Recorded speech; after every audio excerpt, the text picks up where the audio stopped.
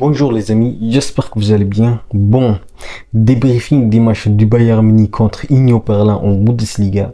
Et victoire pour moi, logique du Bayern Munich. 3-0 avec un doublé des Harry Kane et un but des Kingsley Coman. Mais on va revenir tout ça dans cette vidéo. Mais parlons déjà de la composition de l'équipe avec de nouveaux tours aujourd'hui parce que c'était le retour d'Upamecano, le retour de Raphaël Guerreiro et surtout ce qui fait du plaisir, c'était le retour de Michael Olise. Trois joueurs qui étaient très importants, très impliqués. Et donc on va revenir aussi sur leur match, mais on va parler déjà la première période les gars. On a vraiment mis beaucoup d'engagement dans le jeu, mais aussi nous avons été très réalistes dans le jeu. Et donc le Bayern Munich dans cette première période a été autoritaire, même si bien évidemment pour moi Union Berlin a vraiment proposé un jeu très intéressant parce qu'ils étaient un peu plus ou moins dangereux dans la première période qu'en deuxième période, parce qu'on va en parler dans la deuxième période parce que Union Berlin n'a vraiment pas existé en deuxième période. Mais restons dans cette première période. Donc les gars, cette première période nous avons été autoritaire avec un Jamal Musiala mais vive. Jamal Musiala les gars, avec sa créativité et surtout son implication sur le 3 pieds les gars. Et dire que Jamal Musiala n'était pas dans les trônes nominés du Ballon d'Or, comme quoi c'est vraiment absurde les gars. Mais ce qui nous intéresse les gars, c'est pas ça. Ce qui nous intéresse aujourd'hui, c'est le match du Bayern Munich contre Union Berlin. Parce que ce qu'on a proposé aujourd'hui en termes de jeu, en termes de créativité, en termes de réalisme, parce qu'aujourd'hui le Bayern Munich a été vraiment très réaliste. Et donc le Bayern Munich nous a proposé un bon jeu. Et surtout les gars, il faut qu'on parle le match de Harry Kane. Harry Kane qui a été Peter sur Bellinati, sur une faute commise par un Union Berlin à Michael Olise. Et donc les gars, Harry Kane cette saison, c'est vraiment autre chose. Et je pense que s'il continue dans cette rythme, il va facilement atteindre le 60 buts. Parce que Harry Kane aujourd'hui, lorsqu'on regarde, sur 17 buts en 14 matchs, 8 passes décisives. Et donc des statistiques mais vraiment frustrantes. Des statistiques qui font vraiment du bien pour nous parce que Harry Kane, il est en forme physiquement mais aussi moralement. La seule chose que je demande à Harry Kane, c'est d'être vraiment présent dans les grands rendez-vous. Parce que contre le Barça, il était invisible. Contre Aston Villa, il a été invisible. Et donc, je veux vraiment que Harry Kane soit visible, soit au rendez-vous contre Benfica en Ligue des Champions sur notre prochain match qui nous attend. Et donc les gars, Harry Kane qui marque son penalty, Harry Kane en Bundesliga, les gars, c'est 61 buts en 59 matchs en Bundesliga. Les gars, Harry Kane, je pense que il va nous faire beaucoup de choses, il va nous apporter beaucoup de choses aujourd'hui. Et j'espère vraiment que Harry Kane va enfin remporter un titre avec le Bayern Munich parce qu'il n'a jamais remporté un titre avec un club. Et donc je pense que les gars, Harry Kane, c'est l'élément clé du Bayern Munich et du système tactique de Vincent Kompany. Voilà, Harry Kane a fait un bon match. Et parlons déjà du match de Kingsley Coman. Kingsley Coman qui a été aujourd'hui Peter lui aussi. Kingsley Coman les gars, c'est 3 buts en 3 matchs. Comme quoi Kingsley Coman est de retour les gars. Kingsley Coman est de retour. Mais la seule chose que je lui reproche, c'est vraiment de ne pas être percutant dans les 1 contre 1 parce que je vois que Kingsley Coman, c'était pourtant sa force.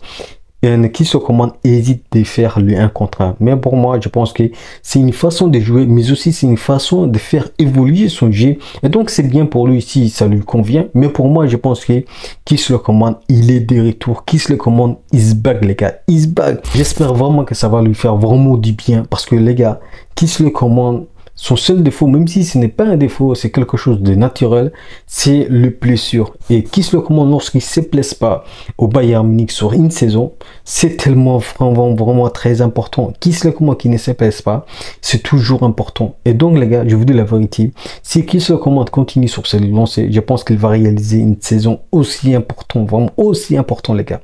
Et donc les gars, voilà pour Kingsley Coman. Et parlons le match de Upamecano. Upamecano qui était de retour. Upamecano qui a fait comme d'habitude un match très important parce que les gars, Upamecano, ce qu'il apporte en défense et surtout sa couverture défensive, c'est toujours très intelligent, c'est toujours très important. Et ce qu'il a fait contre Union Berlin, c'est quelque chose qui démontre vraiment qu'Upamecano est essentiel aux défenses.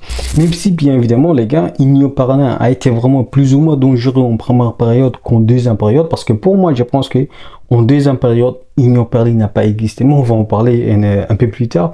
Restons dans cette première période, parce que dans cette première période, les gars, il faut aussi qu'on parle le match de Michael Olise. Et je pense que, les gars, je vous dis la vérité, le repos qu'a pris Michael Olise, ça va vraiment permis à Michael Olise de bien jouer aujourd'hui, mais aussi d'être plus fluide, plus efficace et surtout d'être plus vif dans le jeu. Parce que Michael Olise, les gars, ça va vraiment être très intéressant dans cette saison. Dans cette saison, la saison de Michael Olise au Bayern Munich, ça va être vraiment très intéressant. Et il faut se dire la vérité, les gars, la confiance que Michael Olise nous apporte, et surtout sa prise de balle, ça nous rappelle un joueur légendaire du Bayern Munich.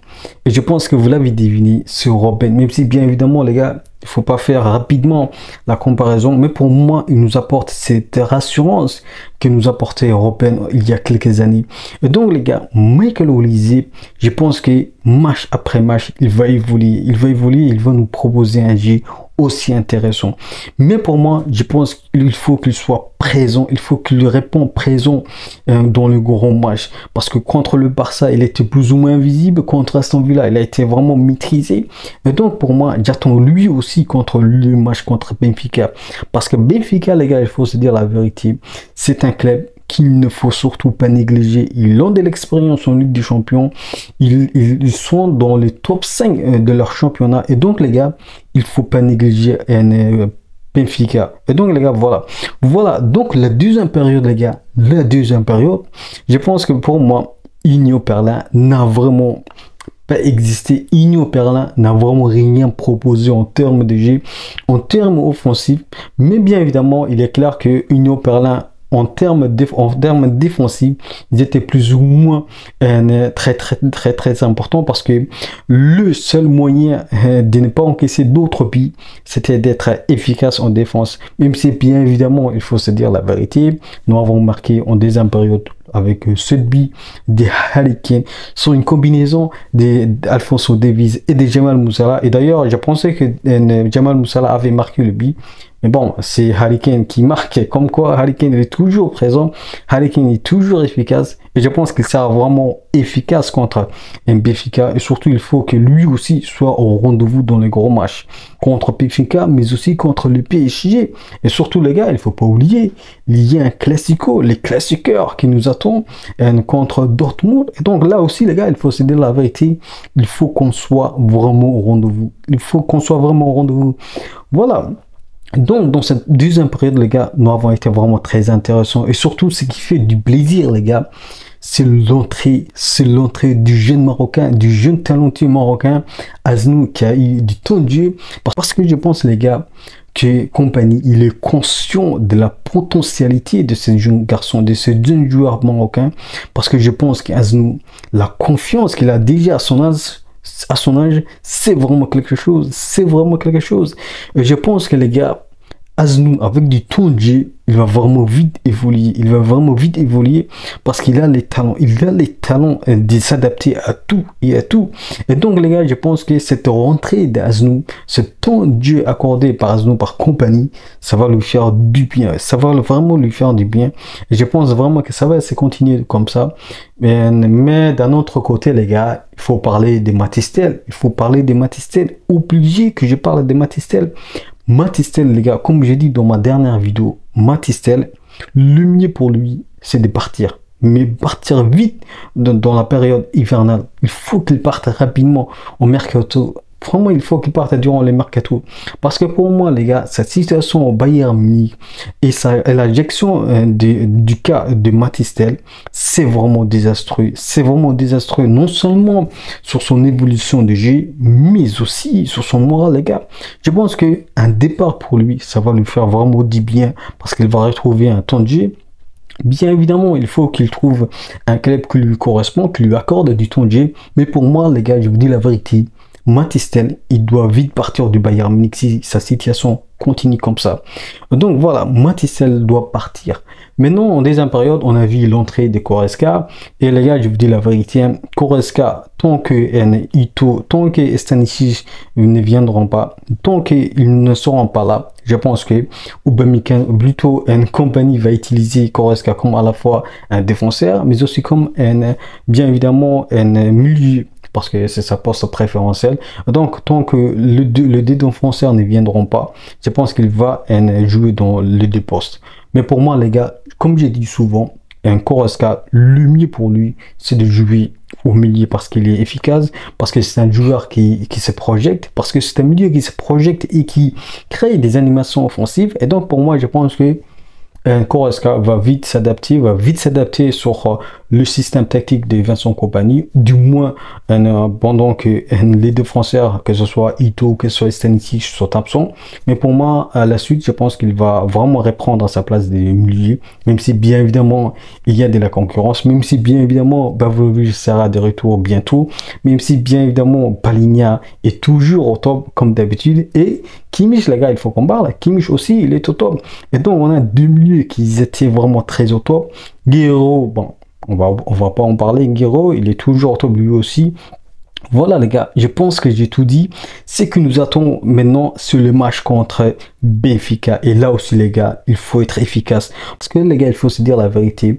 En Ligue des Champions, nous avons des défaites très très lourdes contre le Barça, contre l'Aston Villa et donc contre Benfica. Il faut être efficace. Il faut répondre présent les gars. Il n'y a pas d'autre solution. Il faut vraiment répondre présent. Et il faut écraser Benfica, même s'il faut respecter la légende de ce club. Il faut respecter le titre que Benfica a en Ligue des Champions et surtout Benfica, les gars, il faut se dire la vérité. C'est un club qui a de l'expérience en Ligue des Champions. Même si, bien évidemment, ils ont été battus par un club du Pays-Bas en Netherlands. Et donc, je pense que, les gars, il faut battre Benfica. Il n'y a pas d'autre solution là. Il faut battre Benfica. Mais on va voir comment Vincent Kompany va s'adapter, comment Vincent Kompany va bien aborder le match contre Benfica. Et surtout, il faut se dire la vérité les gars, Benfica, c'est pas une équipe qui défend. Benfica, c'est un club qui vraiment attaque, qui est en phase offensive très dangereux. Et donc, je pense que les gars, il y a vraiment un match. Il y a vraiment un match. Et donc, il faut pas négliger cette rencontre contre Benfica en Ligue des Champions parce que ça reste quand même un match très important les gars. Il faut avoir une victoire parce qu'enchaîner 3 défaites, ça va vraiment être très mal perçu au Bayern Munich. Donc voilà, même si bien évidemment en Bundesliga nous avons vraiment bailli des défaites, même si dans le top du championnat en Europe nous sommes l'un des clubs qui n'ont pas été battus, donc on a quand même des statistiques très intéressantes, mais en Ligue des Champions c'est autre chose. Nous sommes dans une dynamique qui est vraiment défavorable et donc je pense que il faut se relancer contre Benfica. Il faut se relancer mais en proposant avec un bon jeu. Voilà les gars, il n'y a pas d'autre solution. Je pense que j'ai tout dit. Voilà les gars, je pense que j'ai tout dit. Dites-moi ce que vous avez pensé de cette match contre Union Berlin et comment vous voyez le match contre Benfica. Est-ce qu'on va être battu par Benfica ou bien est-ce que le Bayern Munich va enfin se relancer contre la Benfica? Dites-moi tout ça en commentaire. Et voilà les gars, je pense que j'ai tout dit. Et je vous dis, n'oubliez pas, on peut aimer le foot, mais avec le Bayern Munich. Ciao.